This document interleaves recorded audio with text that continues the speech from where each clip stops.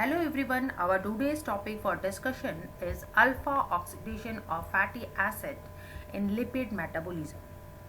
So the carbon which is adjacent to the carboxyl functional group in a fatty acid structure is known as alpha carbon, and this we have already discussed in our previous lecture. So alpha oxidation is the removal of carbon atom one at a time, and this occurs from the carboxyl end of the fatty acid.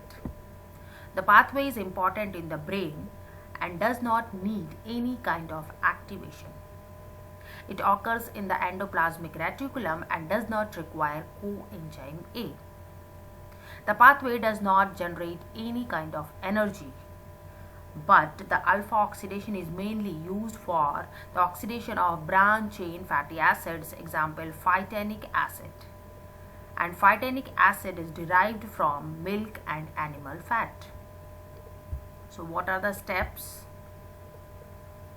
Phytanic acid, which is obtained from the milk or the animal fat, is attached to coenzyme A to form phytonyl coenzyme A. In the presence of enzyme phytonyl coenzyme A synthetase, 1 ATP is utilized, and this is the structure of phytanic acid. This is the hydrocarbon chain, this is the carboxyl functional group, this is the alpha position, and this is the beta position. And at beta position there is a presence of a methyl group, which is the requirement for the alpha oxidation. Now in the second step, this phytonyl coenzyme A is oxidized by phytonyl coenzyme A dioxygenase. The process requires Fe2 plus and O2 to yield 2-hydroxyphytonyl coenzyme A. This is the structure for 2-hydroxyphytonyl coenzyme A, in which there is a substitution of hydroxy group at second position. Now this 2-hydroxyphytonyl coenzyme A is cleaved by the enzyme lyase, or we can say that 2-hydroxyphytonyl coenzyme A lyase, in a TPP dependent reaction to form the pristanyl and the formyl coenzyme A. This formyl coenzyme A later broken down into formate and eventually carbon dioxide. This is the structure for 2-hydroxy coenzyme A, which is cleaved into pristanyl. This is the structure, and the formyl coenzyme A. Now this pristanyl is oxidized by aldehyde dehydrogenase to form pristanic acid, and this pristanic acid can undergo the beta oxidation. This is the structure for the pristanic acid. This is the carboxyl functional group, this is the alpha carbon, and this is the beta carbon, and now the beta carbon is free, so this structure can go for the beta oxidation, which is the main pathway for the oxidation of fatty acids. Now what is the significance of alpha oxidation?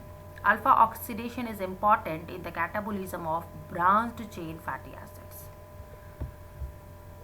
and oxidation of methylated fatty acids. It helps in the production of cerebronic acid, which synthesizes cerebroside and sulfatides. This helps in the production of odd chain fatty acids. The reaction is also a route for the synthesis of hydroxy fatty acids. The alpha hydroxy fatty acid can be further oxidized and decarboxylated to fatty acid 1 carbon shorter than the original. Thus, if an odd chain length compound is used initially, then an even chain length acid is produced that can be further oxidized by beta oxidation, and beta oxidation, which is the main pathway for the fatty acid oxidation. Now the disease which is related to the alpha oxidation is the Refsum's disease, and this disease occurs due to the lack of the enzyme alpha hydroxylase or the phytanic acid oxidase. In the absence of this enzyme, alpha oxidation does not occur, which results in the accumulation of the phytanic acid. And this results in the severe neurological symptoms like polyneuropathy, nerve deafness, cerebellar ataxia, and the symptoms is observed with restricted dietary intake of phytanic acid. Milk is a good source of phytanic acid which can be avoided in this disease. If we talk about the infantile Refsum's disease, then it is a paroxysomal disorder in which the phytanic acid accumulates along with the very long chain fatty acid, and the children do not survive long in this infantile Refsum's disease. So this is all about the alpha oxidation. If you like this video, please do subscribe my channel and do share with your friends. Thank you for your